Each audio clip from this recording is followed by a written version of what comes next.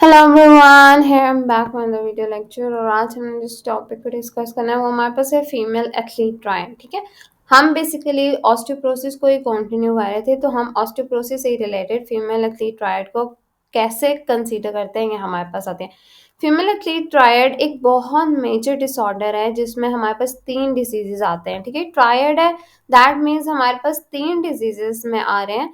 सबसे पहले आ जाता है डिसऑर्डर्ड ईटिंग, हमारे पास एमन्यूरिया है। ठीक है, अच्छा, डिसऑर्डर्ड ईटिंग, एमन्यूरिया, ऑस्टियोपोरोसिस, ये 3 मेजर कंडीशंस हैं जो आपके पास फीमेल एथलीट ट्रायड में आती हैं। ठीक है, और तीनों के कॉम्बिनेशन को हम कहते हैं फीमेल एथलीट ट्रायड। ठीक है, अब फीमेल एथलीट ट्रायड इसको इसलिए कहते हैं क्योंकि ये मेजरली फीमेल्स एथलीट्स जो स्पोर्ट्स में पार्टिसिपेटेड, मोस्टली उन स्पोर्ट्स में पार्टिसिपेट करती है जो कॉम्पिटिटिव होते हैं। ठीक है, जो कॉम्पिटिटिव स्पोर्ट्स होते हैं ना, अगर उनमें पार्टिसिपेट करती हैं जो फीमेल्स, उनमें ये मेजरली पाया जाता है। ठीक है, जैसे जिमनास्टिक्स हो गई, फिगर स्केटिंग हो गई, इस तरह की बहुत सी और हमारे पास डिफरेंट तरह की एक्टिविटीज़ या आप कह सकते हो स्पोर्ट्स हैं जो जिनमें अगर फीमेल्स पार्टिसिपेट करती है तो उनमें ये बहुत ज़्यादा पाया जाता है। ठीक है, अच्छा, अब इसकी जो मेजर हमारे पास कॉज़ है ना, ठीक है, अब यह आप ये मेजर चीज़ ले लेते हो, वो हमारे पास बेसिकली होती है कि डिज़ायर। ठीक है,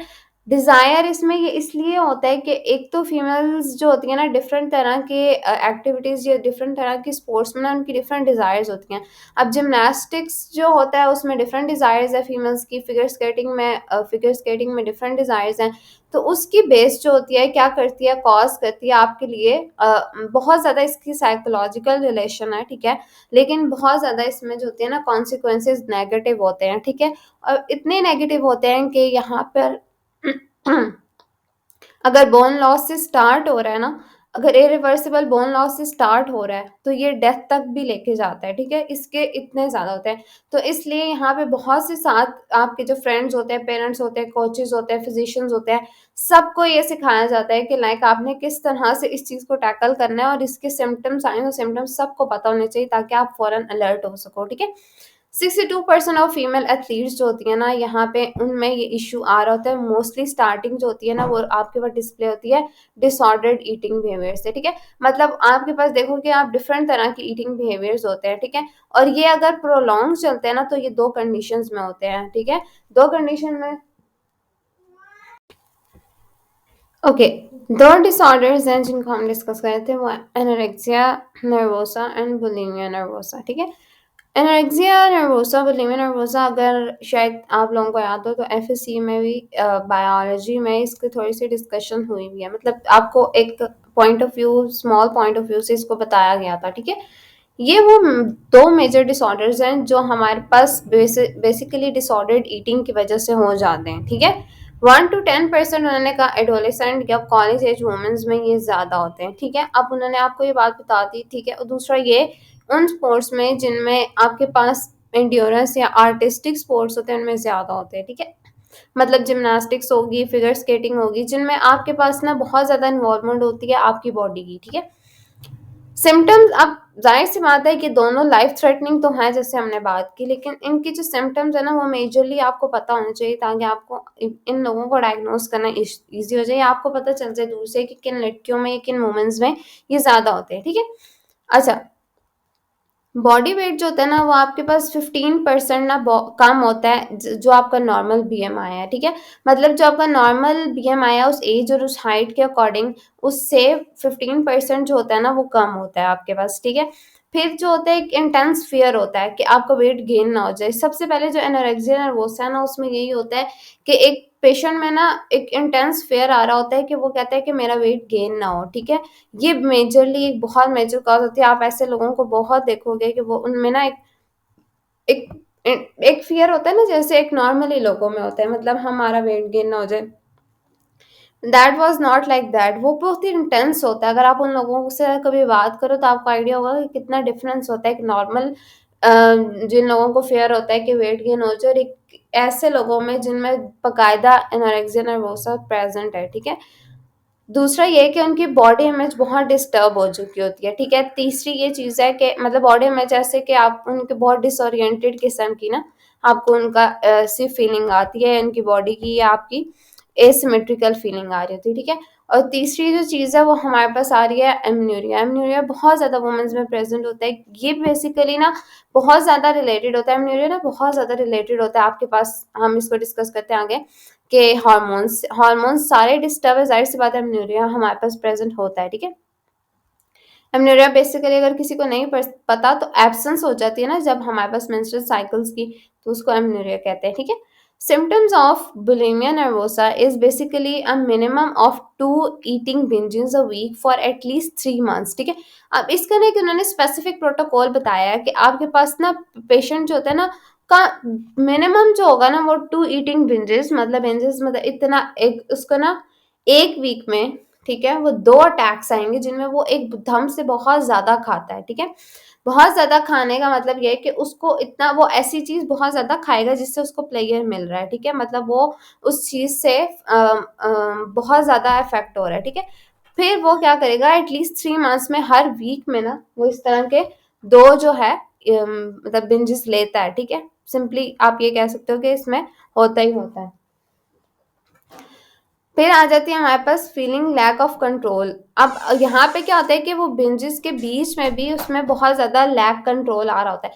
फॉर एग्जांपल अगर एक चीज़ सिंपल सी अगर आपको इस चीज़ की एग्जांपल हो ना तो पेशेंट का अपनी डाइट पे कंट्रोल ही खत्म हो जाता है, ठीक है। वो इन बिंजेस के साथ साथ उसकी जो नॉर्मल डाइट भी होती है ना उस पर भी उसका कंट्रोल खत्म हो जाता है, मतलब वो एक्सेसिव ईटिंग कर रहा होता है। दूसरा ये कि रेगुलर यूज हो रहा होता है उस पर। अब यहाँ पे आता है, अब यहाँ पे खाता तो है, जैसे वो खाता है ना तो उसके अंदर एक एंजाइटी प्रेजेंट होती है। वो एंजाइटी क्या करती है कि उसको वॉमिटिंग, सेल्फ इंड्यूस वॉमिटिंग करता है पेशेंट, ठीक है। खुद अपने आप को इंड्यूस कराएगा वॉमिटिंग के लिए, लेक्सेटिव्स यूज करेगा, डायरेटिक्स यूज करेगा, स्ट्रिक्ट डाइटिंग करेगा, एक्सरसाइज करेगा। क्यों? क्योंकि वो समझता है कि मैंने ओवर ईट कर लिया। अब ओवर ईटिंग खत्म करने के लिए ना वो डिफरेंट तरह के जो बाकी सिम्टम्स है ना वो उस पेशेंट में प्रेजेंट आने स्टार्ट हो जाते हैं, ठीक है। तो ये सारी चीजें थोड़ा सा इन दोनों में ये डिफरेंस मेजर आ रहा है कि ये आ जाती है, ठीक है। इनमें भी बेसिकली बॉडी इमेज और वेट जो होता है ना वो एक्सेसिव कंसर्न होता है। इन लोगों में बहुत बड़ा कंसर्न यही होता है कि उनका वेट गेन ना हो, ठीक है। दूसरा ये कि उनकी बॉडी इमेज या उनकी जो वेट है वो जो है वो खराब ना हो, ठीक है। मेजरली उनकी यही वजह होती है, ठीक है। अब क्या हो गया, अब उन्होंने बात की डिसऑर्डर्ड ईटिंग बिहेवियर जो होती है ना वो स्ट्रांगली एसोसिएट होती है मेंस्ट्रुअल इरेगुलरिटी के साथ, ठीक है। जैसे हमने बात की, अब जब मेंस्ट्रुअल इरेगुलरिटी होती है तो हमारे पास लो बोन डेंसिटी के साथ भी हमारे पास इसका रिलेशन आता है, मतलब ऑस्टियोपोरोसिस भी प्रेजेंट है, ठीक है। तो हमारे पास ये सारी चीजें ना तीनों एक साथ साथ चलती है। डिसऑर्डर्ड ईटिंग के साथ साथ मेंस्ट्रुअल इरेगुलरिटी भी आती है और लो बोन मिनरल डेंसिटी भी आती है, ठीक है। ये मेजरली ना आपको जाहिर सी बात है, ये जो बुक है ना सुसन जे हॉल की, ये बेसिकली इसी बेस पे बनी हुई है कि डिफरेंट रिसर्चेस से उन्होंने किस किस तरह से आपके पास थ्रू आउट सारी दी हुई है। मेजर बुक्स ऐसे ही क्रिएट होती है, लेकिन इनमें इन्होंने कुछ ज्यादा अच्छे से ना आपको डिस्क्रिप्शन दी हुई है चीजों की कि लाइक किस किस तरह से आ रही होती है, ठीक है। अब ना हम बेसिकली एक ऐसा रिलेशन देख रहे थे, अगर शायद आप लोगों को अगर बीच में से गायब भी हो गए या आप लोगों को याद नहीं है कि बेसिकली हमारे पास कैसे हो रहा होता है मेंस्ट्रुअल साइकिल का फ्लो, या किस तरह से हमारे पास बेसिकली ना स्पेशली जो हार्मोन्स होते हैं वो किस तरह से हमारे पास डेवलप हो रहे होते हैं, ठीक है। या कैसे सिक्रीशन हो रही होती है उनकी। अब हमारे पास रिलेशनशिप बिटवीन जो है ना डिसऑर्डर्ड ईटिंग एमनूरिया का, वो हम देखते हैं कि हमारे पास क्या होता है। बेसिकली सबसे पहली जो चीज आती है ना वो हमारे पास आ जाती है, डिक्रीज आता है हाइपोथैलेमस सिक्रीशन का जीएनआरएच का। जीएनआरएच हमारे पास जो हार्मोन था वो था गोनेडोट्रोफिन रिलीजिंग हार्मोन, ठीक है। ये हम लोग अगर आप लोग बैक पे जाओ तो आप लोगों ने, या अभी भी आप लोग साथ पढ़ रहे होगे कि फिजियोलॉजी में भी बेसिकली आपने कुछ चीज़ों को ऐसे पढ़ा होगा कि हमारे पास जहाँ पे आपने रिप्रोडक्टिव साइकिल्स पढ़े वहाँ पे जीएनआरएच की काफ़ी ज़्यादा डिटेल पढ़ी है, ठीक है। कैसे उसकी स्क्रीशन होती है, फिर वो कैसे ल्यूटिनाइजिंग हार्मोन को स्क्रीट करता है, फॉलिकल स्टिमुलेटिंग हार्मोन को स्क्रीट करता है, फिर वो कैसे ओवरी पे एक्ट करती है और डिफरेंट हार्मोन्स को स्क्रीट करवाती है। अब वहां से जो है ना हम, अच्छा इसका हम एक ओवरव्यू ले लेते हैं, ठीक है।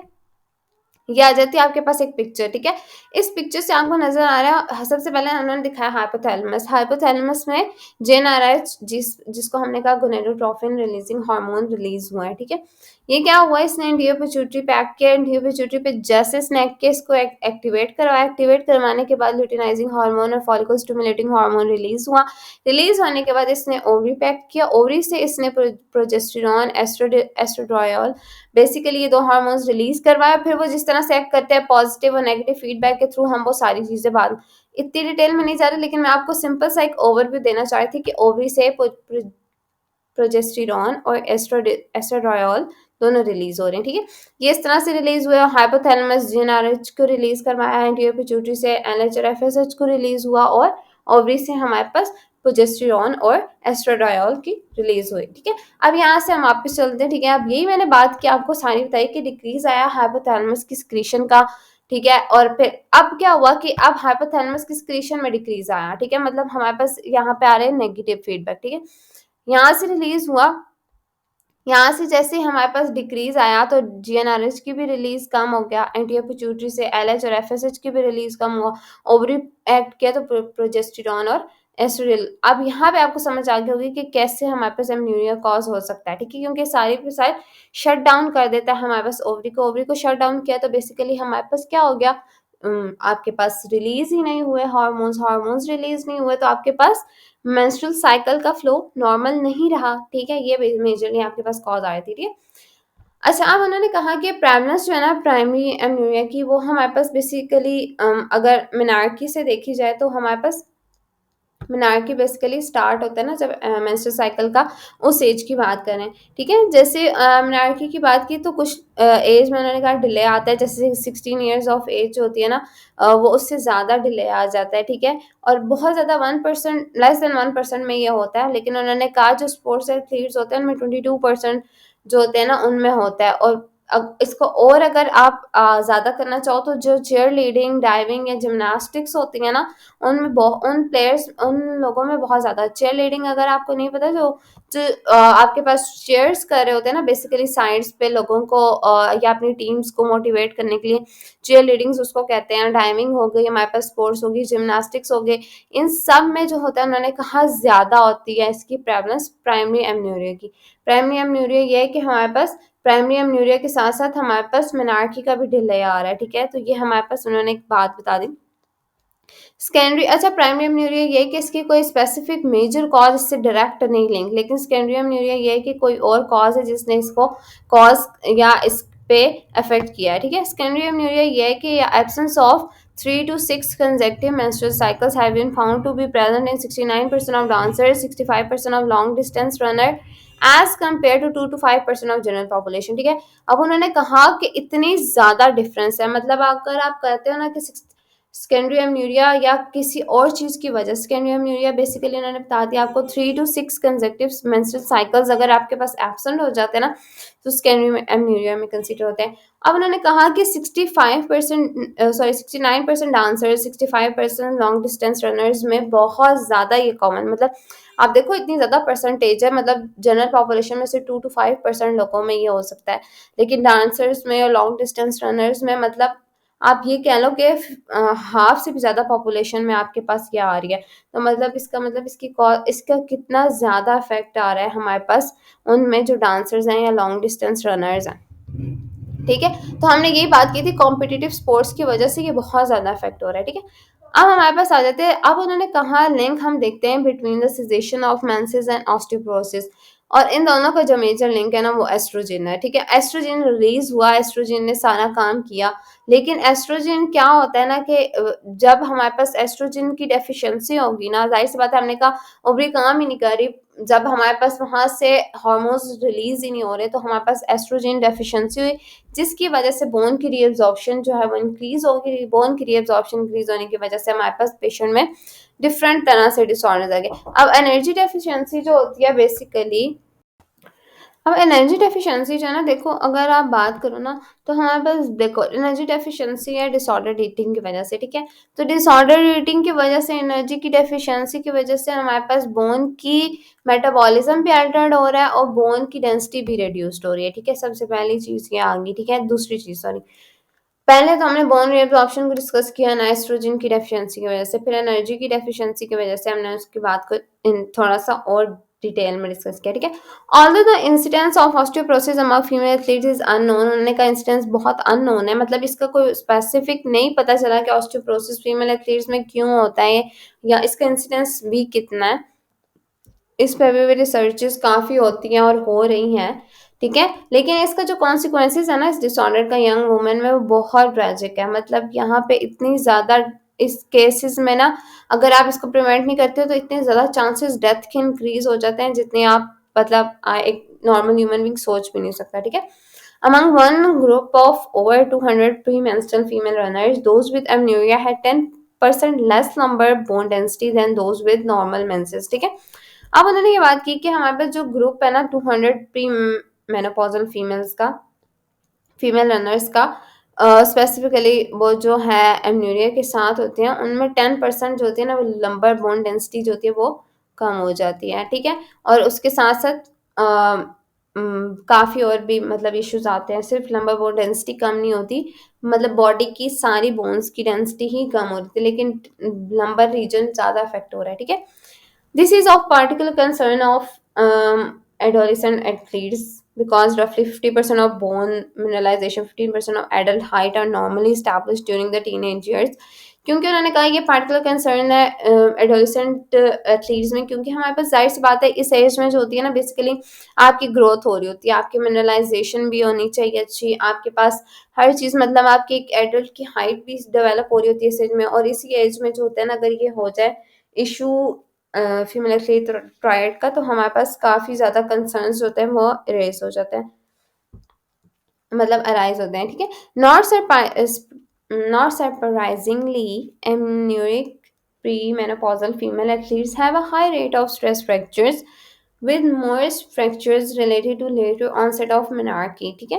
अब अगर जो सिंपल सी बात आपको मेजर पहले भी बता चुके हैं, अभी भी यही बता रहे हैं कि हमारे पास जिनमें प्री मेनोपॉजल फीमेल्स जो होती हैं एथलीट्स, ठीक है, उनमें स्ट्रेस फ्रैक्चर्स बहुत ज़्यादा हो जाते हैं। हम ये पहले भी डिस्कस कर चुके हैं कि फ्रैक्चर्स की अमाउंट होती है वो ज़्यादा होती है, लेकिन हमने ये नहीं डिस्कस किया था कि ये फीमेल एथलीट्स में भी। अब उन्होंने ये भी बता दिया आपको कि फीमेल एथलीट्स में भी बहुत ज़्यादा हो जाती है स्ट्रेस फ्रैक्चर्स की, हमारे पास आपके पास हाई रेट होता है, ठीक है। More over the loss of bone that occurs में बी इरिवर्सिबल, क्योंकि हमारे पास जो बोन का लॉस हो चुका है वो इरिवर्सिबल ही होता है, क्योंकि एक तो पहली ये बात है कि इस एज में भी इरिवर्सिबल, और दूसरा ये कि अगर आप इस एज में ही इतनी ज़्यादा डैमेज दे देते हो ना बोन को, तो वो आप सारी लाइफ उस चीज़ को पूरा नहीं कर सकते, ठीक है। तो ये मेजरली आपने उसको इसी रिलेशन में लिख देंगे। और साथ उन्होंने कहा osteoporotic wedge fractures can ruin posture for life, ठीक है। और ऑस्टियोपोरोटिक वेज फ्रैक्चर्स अगर अर्ली एजेस में हो जाए तो आपकी पोस्चर को पूरे तरीके से रूइन कर देते हैं। वेज फ्रैक्चर्स अगर किसी को नहीं पता तो वर्टिब्रल फ्रैक्चर्स को ही वेज फ्रैक्चर्स मेजरली कहा जाता है। मोस्टली सारे वर्टिब्रा के फ्रैक्चर्स जो होते हैं ना, अगर वो फ्रैक्चर होते हैं तो वो एक स्पेसिफिक वेज शेप देते हैं, तो उस शेप की वजह से इनको वेज फ्रैक्चर्स कहा जाता है। और ये बेसिकली अगर ऑस्टियोपोरोसिस की वजह से होते हैं तो आपका पोस्चर बहुत बुरे तरीके से रुइन कर देते हैं अर्ली एजेस में ही आपकी, मतलब अगर आप लोगों का हम्प स्टार्ट हो जाता है, लोगों की लंबर लॉर्डोसिस इंक्रीज हो जाती है, और भी बहुत मल्टीपल कंडीशंस हो जाती है वेज फ्रैक्चर्स की वजह से, ठीक है। सो आज का लेक्चर के लिए इतना ही। नेक्स्ट हम प्रिवेंटिंग और ट्रीटिंग ऑस्टियोपोरोसिस नेक्स्ट लेक्चर में डिस्कस करेंगे। Thanks for watching. कोई चीज़ रह गई हो या कोई चीज़ समझ नहीं आई तो कमेंट सेक्शन में आप पूछ सकते हो। Thanks for watching.